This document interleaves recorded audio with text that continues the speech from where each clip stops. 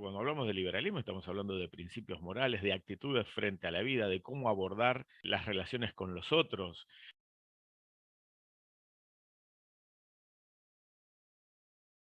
Porque una regulación fracasa y requiere del regulador una nueva regulación para enmendar la regulación anterior y así cuando querés acordar ya tenés toda tu vida regulada. Los títulos de pueblo, sabemos que, sabemos que el pueblo no existe en realidad. Lo que existe es una sumatoria de individuos. Ahora, cuando vos generás esos títulos, ¿no? De la nación, el pueblo, la raza, el colectivo X, ¿sí? El pueblo originario, lo que sea, son títulos cómodos para poder manipular a la gente, para poder calificar a alguien de traidor cuando no coincide con tus ideas. Todas esas formas, ¿no? Colectivas de una nación sirven también para suprimir el criterio y el análisis individual.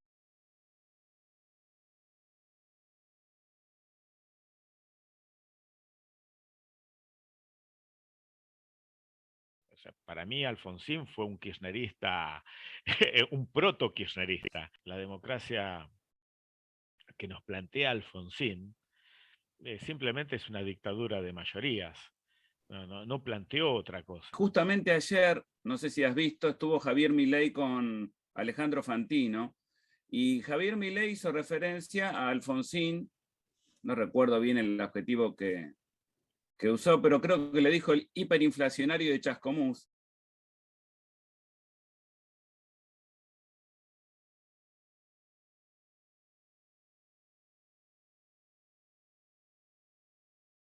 No, Claro. es que no fue un problema Bueno, monetario, Ale. pero No fue un problema monetario. ¿Sabes cuál fue el corazón del problema? El déficit fiscal. El déficit fiscal. La corrida arranca cuando el hiperinflacionario fracasado del Chascomús dijo, ya nada digo que hay que defaultear, pero qué lindo sería no pagar la deuda. ¿de quién estás hablando? El socio del golpe. Perdona, ¿me estás hablando de quién? ¿De Alfonsín? Sí, claro, el fracasado hiperinflacionario de Chascomús. El que Pero dijo ¿cómo que le un vas a poquito... decir el Y porque fracasado? dijo que un poquito de inflación estaba bien y Pero dejó Javi, 5.000% y se fue como una más rata del allá de que, gobierno. perdón, yo sé que te respeto mucho, pero Alfonsín es el padre de la democracia. El padre de la democracia, con el tiempo va a juzgar la historia lo que hizo junto a Duhalde en el 2001-2002. Fantino le dijo, no, no puedo decir eso porque es el padre de la democracia, Alfonsín. Y en realidad, escuchándote y recordando también, uno sabe en realidad que la democracia argentina, desgraciadamente, fue parida por la derrota de Malvinas. Es decir, que el ejército inglés, con su victoria, generó cambios políticos en la Argentina que derivaron a la democracia. Si hubiéramos ganado la guerra, muy probablemente, mi opinión, ¿no? Es un contrafáctico, no sabemos, pero si hubiéramos ganado, muy probablemente los militares no se hubieran ido del poder. No sé cómo lo ves vos este tema, ya que hiciste alusión. Sí, sí, para mí no se hubieran ido en lo inmediato, posiblemente hubieran estado un par de años más, porque ya después hay una tendencia internacional donde todas estas dictaduras van llegando a su fin, ¿sí? Hay un cambio de época que va de la mano con la caída también de la Unión Soviética, pero Chile logra la democracia, Uruguay, o sea, van cayendo todos estos dictadores, se hubieran extendido un par de años más. Pero no es que logramos la democracia porque la población salió a buscarla, ni porque Alfonsín haya hecho algo en nombre de la democracia. ¿Sí?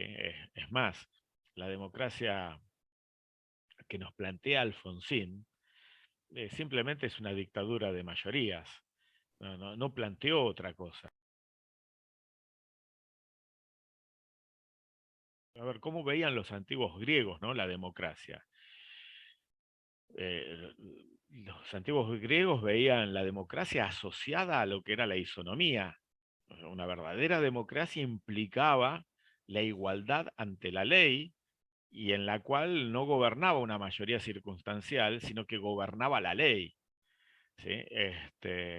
Y esto en la época de Alfonsín no fue respetado a partir del momento en que uno cobra un impuesto a unas personas para entregarle una caja pan. O sea, para mí Alfonsín fue un kirchnerista, un proto-kirchnerista, ¿sí? Un kirchnerista con dinero y al que no le salieron bien las cosas, pero nada más. No fue una persona ni siquiera para mí respetable desde lo institucional, ¿no? Una persona que autorizó la importación de papa radioactiva, que autorizó la compra de pollos podridos para bajar los precios de pollo porque quería controlar el precio del pollo. Un gobierno puesto a controlar los precios del pollo muestra ser un gobierno intelectualmente bastante deficitario, ¿sí? Un presidente que le echa la culpa a los cortes eléctricos que vivimos en la época de Alfonsín, al hecho de que no lloviera en Piedra del Águila, ¿sí? Y no a la ineptitud de los funcionarios estatales, a la falta de inversión, etcétera, muestra las serias limitaciones intelectuales que tenía. En un Alfonsín que lo llegué a conocer, en una Ujú. oportunidad fui a una reunión del CARI, que es el Consejo Argentino de Relaciones Internacionales, con un amigo Carlos La Rosa solíamos ir a estas reuniones y me acuerdo que nos habíamos llevado una serie de preguntas para hacerle, se estilaba que la persona que disertaba al final diera un espacio a, a los presentes para escuchar preguntas, ¿no? Y responderlas. Y Alfonsín no aceptó ninguna pregunta que no fuera de sus propios militantes. O sea, los únicos que pudieron hacerle preguntas era la gente que había entrado a acompañarla, que no era habitual del lugar y que eran militantes radicales. Contestó las preguntas que ya él tenía las respuestas preparadas, lo cual Claro. muestra la enorme falta de honestidad intelectual que ha tenido este hombre. En cuanto a, a mis valoraciones, que Milei lo haya llamado el hiperinflacionario de Chascomús es un, es un elogio prácticamente, ¿no? Yo tengo un amigo que lo llama el mandatario autodepuesto.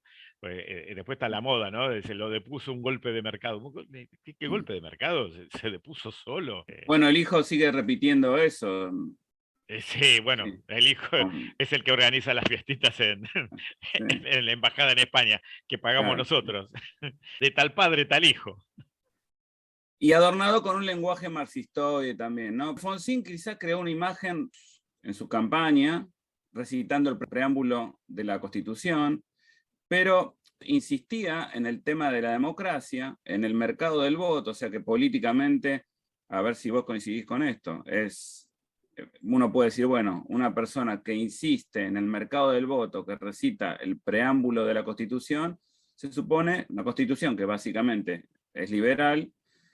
Estoy hablando de la 5360, ¿no? Uno puede decir, bueno, esta persona es liberal en lo político, pero en lo económico era una persona antiliberal y Carlota Hackich cuenta cuando él estuvo en un programa y compartieron esa mesa con ella. Y en cierto momento del debate, delante de las mismas cámaras, Alfonsín me pone la mano sobre mi mano, así, con una actitud muy paternalista, y me dice, Carlota, usted es liberal en lo político, pero no puede ser liberal en lo económico. Como diciendo, usted es muy buena persona. Claro, Entonces, ¿cómo va a ser liberal en lo económico? Claro. Como queriendo decir que ser liberal es más o menos como ser un monstruo, ¿no? Liberal en lo económico. Usted no puede ser liberal en lo económico. Eso es tremendo, un poco va en consonancia con lo que vos decís, creo, ¿no?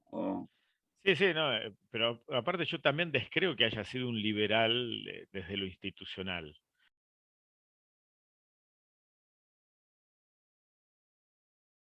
¿Una máscara te parece que fue? Para mí solo una máscara, solo una Ujú, máscara. ujú. Y una máscara bastante mala.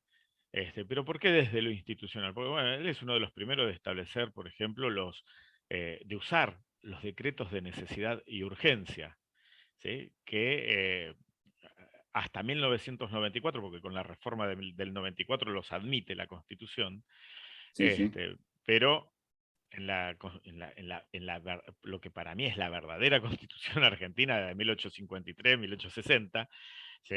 esa constitución no los admitía los decretos de necesidad y urgencia y calificaba la constitución de infame traidor a la patria al que se adjudicara esos poderes que le dan los decretos, quien los otorgara y quien los tolerara. Es decir, apuntaba la constitución contra el Ejecutivo Nacional, apuntaba contra el legislativo, si es que el legislativo se los entregaba, y si lo toleraba la Corte Suprema de Justicia, la Constitución también apunta contra la Corte Suprema y calificaba a todas estas personas como infames traidores a la patria.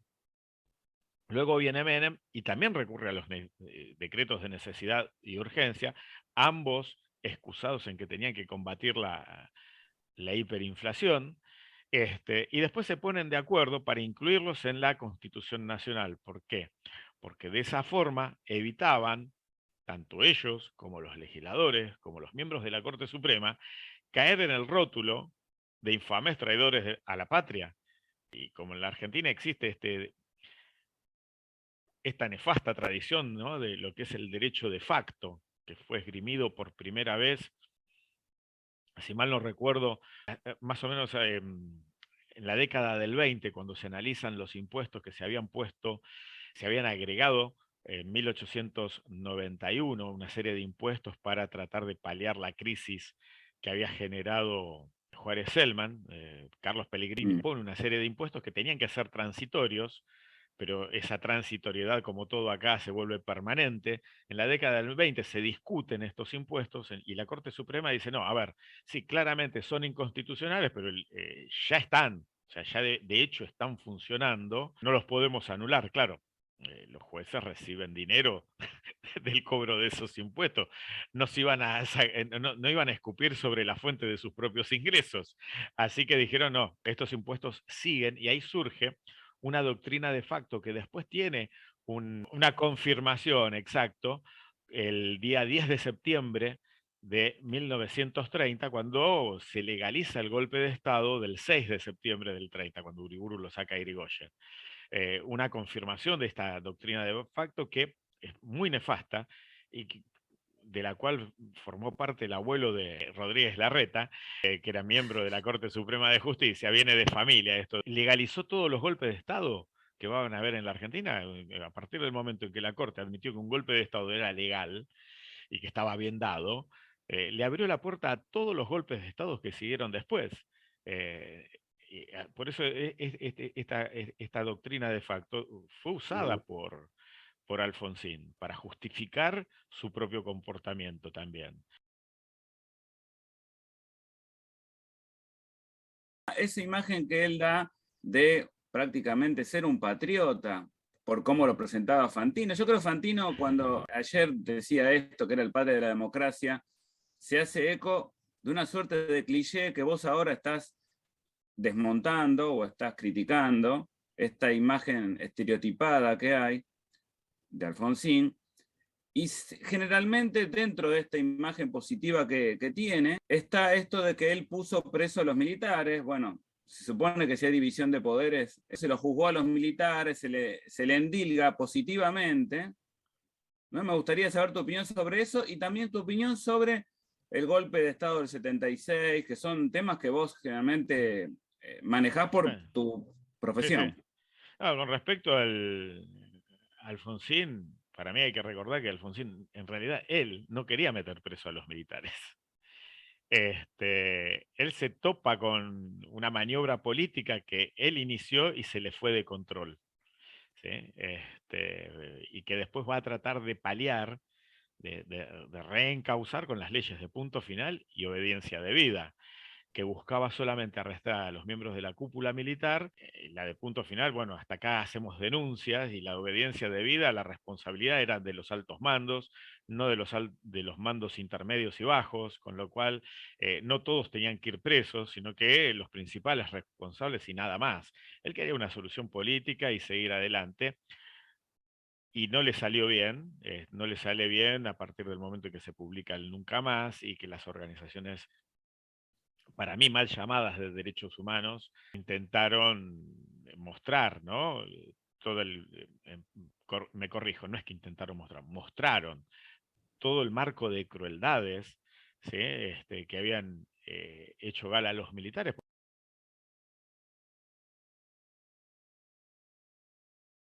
Porque esto también hay que dejarlo en claro, ¿no? Desde una perspectiva liberal, acá no, en la década del 70 no hubo un enfrentamiento entre buenos y malos. ¿Sí? A mí me gusta repetir lo que dice Enrique Pinti, acá hubo un concurso de hijos de puta. ¿Sí? Entonces uno tenía que elegir quién era el malo y quién era el peor y eventualmente moverse en ese marco, porque ni los militares respetaron la Constitución, ni respetaron los derechos individuales, ni los otros querían, desde el otro lado, reivindicar alguna suerte de respeto por los derechos humanos o los derechos individuales. Los dos querían modelos totalitarios, uno de corte fascista, el otro de corte comunista, y entre esos dos colectivismos nefastos Ujú. se movió la Argentina. Bueno, en general Este, son estatistas, ¿no? Los sí, militares. sí, Tenés civiles también del otro lado con ideas estatistas, los guerrilleros, ¿no? sí, sí, son parte del mismo club colectivista, ¿no? Solamente que Eso. a unos le gusta patearle la cabeza a la gente con la bota derecha y a otros le gusta patearle la cabeza a la gente con la bota izquierda. Pero fuera de eso, no hay muchas diferencias, ¿no? Entonces yo no entiendo muchas veces a gente que defiende a los militares a la hora de liberar su bronca con estas organizaciones terroristas como el ERP, Montoneros, etcétera, ¿sí? Y defiende a los militares. No, a ver, yo puedo decir todo lo malo que hicieron la gente del ERP, Montoneros, que eran criminales, eran delincuentes, eran de Ujú. lo peor que podía generar la sociedad, Sí. pero del otro lado tenés a la AAA, del otro lado tenés a los militares que no hicieron nada bueno tampoco, y que también desplegaron un nivel de maldad y de hipocresía que llegaron inclusive a asesinarse entre ellos, ¿no? Con respecto a los manejos del dinero del Mundial 78, ¿no? El primer responsable que tuvo los dineros del Mundial, va a ser asesinado por órdenes de Macera y Lacoste. Le ponen una bomba y le echan la culpa a Montoneros de esa bomba, ¿no? Y un atentado similar recibe Roberto Aleman por parte Sí. de Macera. ¿Sí? Roberto Aleman, un economista más cercano a la órbita liberal, si se quiere. Yo no lo considero muy liberal, pero bueno, está dentro de esa órbita. En ese contexto, esta gente tenía todo el poder y usaron el poder para las perversidades que la gente con poder suele usarlo. ¿Sí? No hay gente que tenga el monopolio impune de la fuerza, porque acá tenían las dos cosas, tenían el monopolio de la fuerza y la impunidad en un marco totalitario, en un marco no totalitario, en una dictadura. Hay una diferencia para mí entre un sistema totalitario y una dictadura, ¿no? En ese marco, me parece que no ibas a encontrarte con buena gente, y de hecho no la encontrás, la buena gente. Entonces no entiendo cómo alguien puede defender, por rechazar a unos, defender al otro. Lo mismo Ujú. lo entiendo del lado de la izquierda, ¿no? Es decir, si yo fuera de centro izquierda, no podría entender cómo alguien, por descargar toda su bronca contra los militares, pueda defender a gente como Montoneros o como el ERP. ¿Sí? No lo puedo entender.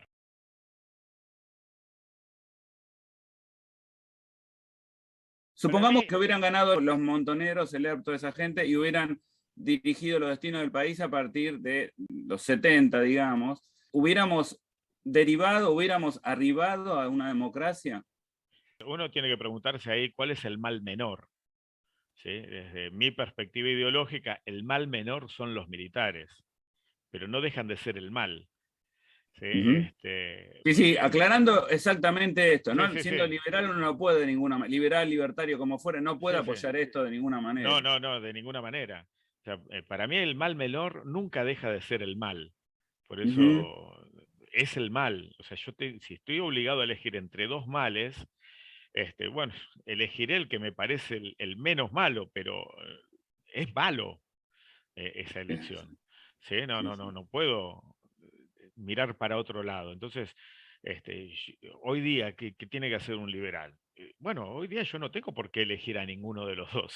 Hoy día yo tengo que castigar a los dos por todo lo que hicieron.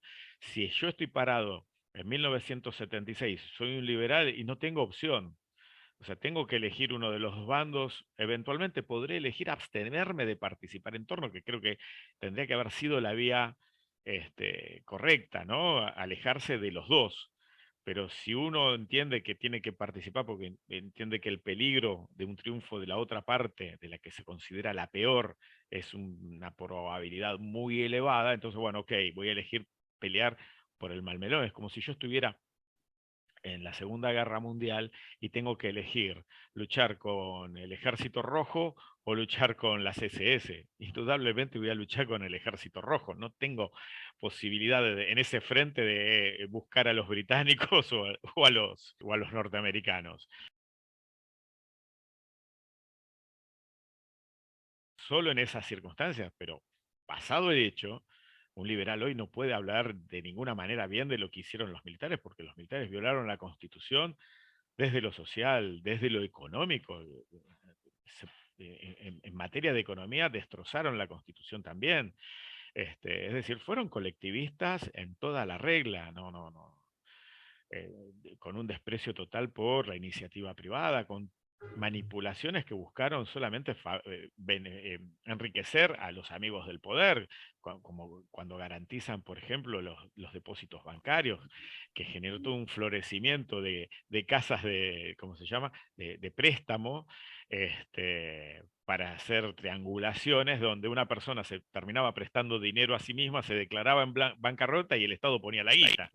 Este, fruto de una deuda que se incrementa enormemente. Y que después tuvimos que pagar todos, porque después se estatiza toda esa deuda, además que incurren también las empresas privadas, porque las empresas privadas sacan deuda en el exterior, cuando esta deuda se vuelve impagable, el Estado las estatiza.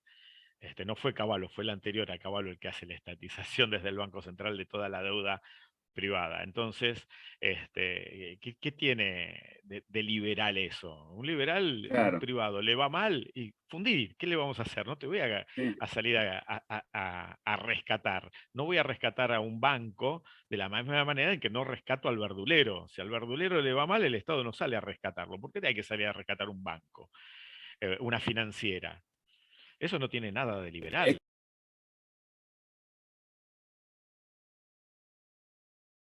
A veces, en el afán de presentar las ideas de la libertad, creo, pintamos un panorama, no todos, ¿no? Pues vos lo estás diciendo claramente, pero a veces pintamos un panorama muy optimista y en realidad, bueno, ayer Fantino le decía a Milei, pero esto que vos decís es spenceriano, ¿no? Es una lucha por la vida, pero desgraciadamente, justamente esa persona va a tener que reinventarse, va a tener que apelar a la creatividad, a su libertad, ¿no? Que es maravillosa la libertad, pero que también tiene sus riesgos y su aspecto, entre comillas, negativo, en el sentido que vos tenés que trabajar para reinventarte. Es una responsabilidad porque es la contracara de la libertad, la responsabilidad individual de qué hacer con tu vida, Claro, no, darle además, sentido. en ese marco, ¿no? Yo cuando hablo de construcción de la ciudadanía, cuando les hablo a los chicos sobre la libertad, digo, la libertad se demuestra cuando yo tengo libertad para ser estúpido.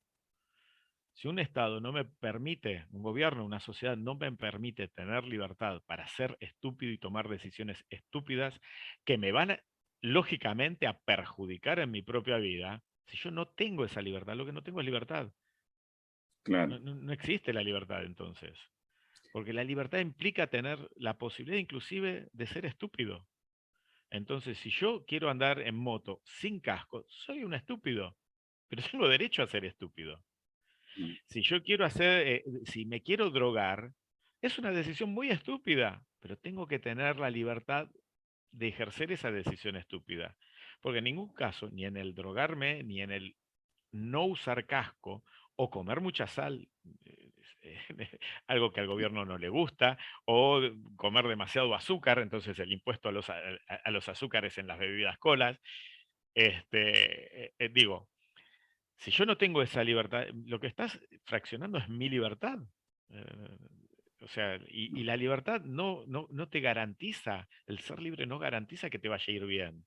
Simplemente dice, en un marco de liberalismo, sostiene que en un marco de libertad, una persona tiene la posibilidad de que le vaya bien, de que le vaya mal, pero que en ambos casos sea responsable de lo que decidió. ¿Sí? Que es lo que me remite a mi experiencia cuando estaba en quinto grado. ¿Sí? Exacto. O sea, me equivoque o no me equivoque, quiero hacerme cargo yo, no quiero que alguien tome las decisiones por mí. O sea, mis errores son míos, mis aciertos son míos. ¿Sí? Tampoco un totalitarismo o una dictadura o un colectivismo garantiza la felicidad. No, pero te lo venden como que sí. Menos que menos, ¿no? Sí, Tampoco. Y no, no. perdés todo, perdés la libertad y perdés cualquier posibilidad de obtener a veces hasta una mínima felicidad.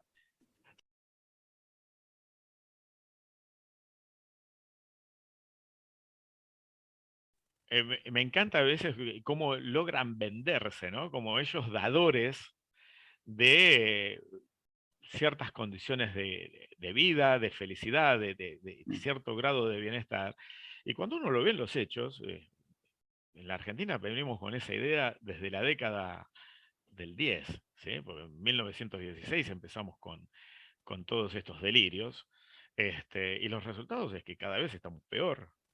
O sea, uno ve la larga historia argentina, ¿no? Larga historia, en estos últimos 110 años más o menos, uno lo ve el transcurrir y estamos cada vez un poco peor que antes, ¿sí? Absolutamente. En materia, sobre todo en materia institucional, porque el problema para mí de nuestro país, antes que económico, es institucional, filosófico, ¿sí? En cómo pretendemos encarar la realidad que nos rodea. Lo económico siempre para mí es resultado de una base institucional y filosófica. Filosófica. Prevalece lo colectivo por sobre lo individual, sería esa Claro, la filosofía que está de fondo. sí, sí, el colectivo está por sobre el individuo. Yo no soy dueño de mí. Bueno, lo que hablábamos el otro día, ¿no? Uno es copropietario de sí mismo. Y en la medida en que uno es copropietario de uno mismo, tiene que tener el consenso del colectivo para poder hacer con el propio cuerpo lo que uno quiere. Sí, sí. Entonces, no puedo vender un hígado, no puedo que me pertenezca, qué sé yo, no puedo vender un pulmón si quisiera, pero ¿por qué no? Si son decisiones no recomendables, yo las calificaría de estúpidas, pero si querés, tenés que tener ese derecho.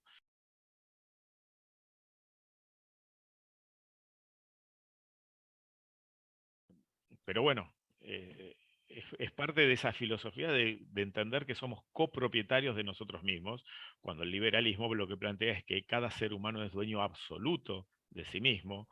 Es esa forma, la de nuestro desastre, de entender que las responsabilidades son colectivas. En esa copropiedad la responsabilidad entonces es colectiva y nosotros entendemos que la responsabilidad es individual, ¿sí? Así que ahí están las grandes Que no, bases del problema nuestro. que no implica un solipsismo, o sea, un encerrarse, un encapsularse, porque sabemos que nosotros también nos vamos haciendo con la cooperación, con el entorno, con el contacto con los demás seres humanos. Sí, bueno, es esta idea de que a ver, yo siempre digo, ¿no? Desde mi perspectiva liberal, cuando Hobbes decía que el ser humano era malo por naturaleza, después John Locke le responde que es bueno por naturaleza, y para mí el ser humano no es ni bueno ni malo por naturaleza, simplemente es interesado. Y obra conforme al interés individual. Y en ese interés individual, lo que dicen otros pensadores liberales es que el ser humano es un ser contractual. Y en ese contrato que establece con otros, ¿sí? Esto lo plantea Rothbard, ¿no? En ese contrato que plantea con otros, lo que busca es salvaguardar sus propios intereses, ¿sí? Así que creo que ahí hay una diferencia de cómo entender, ¿no? Somos individuos contractuales. Si hacemos algo es porque encontramos una ventaja a la hora de hacerlo. Lo explica muy bien Red cuando escribe Yo el lápiz. ¿Sí? Uno mismo Sí. es imposible hacer un lápiz desde cero. Entonces, en esas interacciones, yo me ahorro un montón de dinero y un montón de esfuerzo para tener un lápiz. Entonces, me conviene vivir en sociedad porque me ahorra mucha energía, mucho tiempo y me permite disfrutar de un mayor número de riquezas. Así que estoy en sociedad porque me conviene, por interés, y establezco contratos con la sociedad, no un contrato social. Establezco contrato con distintos individuos de la sociedad, ya sean tácitos o explícitos. Este, pero esa es la manera en que los liberales entendemos la realidad. Un interés que no necesariamente ese interés es monetario. No, Sí, no, yo no. puedo, al contrario, puedo perder monetariamente, pero por ejemplo, estar con una persona, una pareja, un amigo, lo que fuere, porque me genera una satisfacción espiritual Sí. enorme, pero pierdo monetariamente. El caso de un bombero que arriesga su vida para salvar a otra persona y en ese arriesgar la vida, ese bombero está entendiendo que su acción vale moralmente más que la inacción. O sea, el poner en riesgo su propia existencia para salvar a alguien le genera a él un valor humano mucho mayor. ¿Sí? Y en ese caso, ahí uno ve la ganancia que tiene ese bombero, ese interés, el saberse que él pertenece a un grupo de personas que tiene un valor desde lo moral mucho mayor que alguien que prefirió mirar el incendio desde afuera y ver cómo la gente se quema. ¿Sí? Tiene que ver con la empatía, ¿no? Esa capacidad de proyectar mi yo en un otro, ¿sí? Y cuando me pongo en el lugar del otro, cuando lo ayudo, en realidad me estoy ayudando a mí mismo. ¿Por qué? Porque si empaticé con el otro, me proyecté. Y en realidad cuando lo ayudo, me estoy ayudando.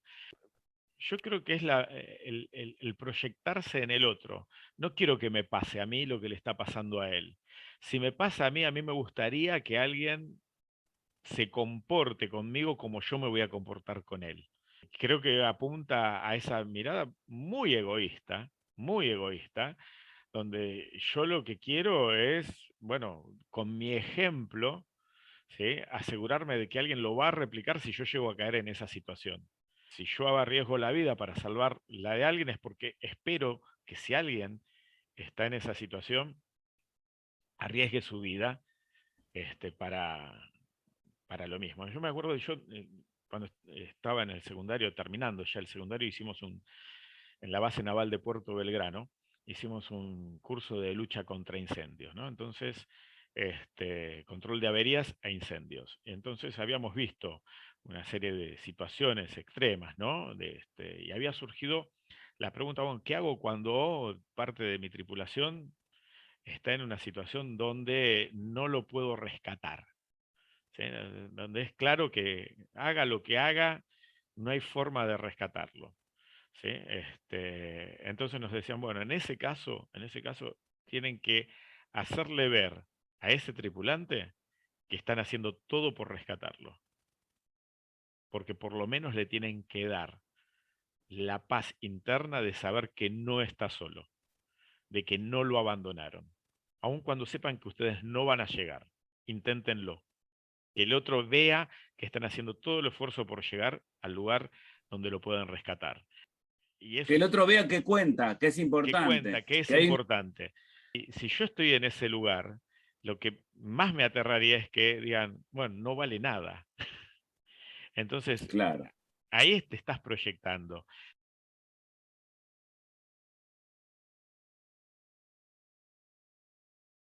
Entonces creo que todo eso tiene que ver con el egoísmo, ¿no? Todo lo hacemos por egoísmo. Un egoísmo entendido como amor por uno mismo, diferenciándolo claramente de lo que es el egocentrismo. En el egocentrismo todos Claro. tienen que atenderme a mí y a mí el resto de la humanidad no me importa. No, el egoísmo bien entendido, o egoísmo racional, como diría Ayn Rand, ¿no? Tiene que ver también con esto de proyectarse en el otro y obrar con el otro como si hiciera con uno mismo, ¿no? Este mandato inclusive hasta religioso, ¿no? Amarás a tu prójimo como a ti mismo. Si vos amás poco a tu prójimo, o mejor dicho, si vos te amás poco a vos mismo, vas a amar poco a tu prójimo. Con lo cual, ¿cuál es el sentido de ese mandato religioso? Más que el egoísmo, y un egoísmo claramente racional, ¿no?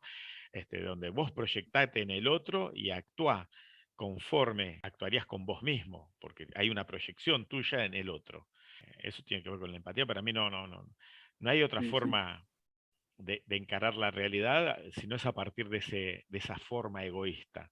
El concepto de egoísmo ha sido tergiversado. El egoísmo hay que diferenciarlo sustancialmente del egocentrismo. Y para mí el egoísmo es todo lo positivo y el egocentrismo es todo lo negativo.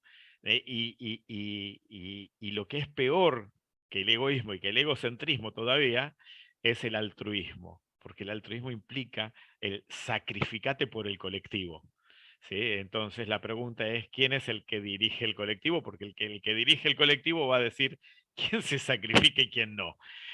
Quién sale beneficiado y quién debe morir. Y ahí tenés los modelos totalitarios, ¿no? Ujú. De esos totalitarismos completos o incompletos, pensando el nazismo y el comunismo como totalitarismos completos y un totalitarismo incompleto como el fascismo. ¿Sí? Pero ahí tenés al líder, al jefe, que decide quién es sacrificable o no. Y esto es terrible.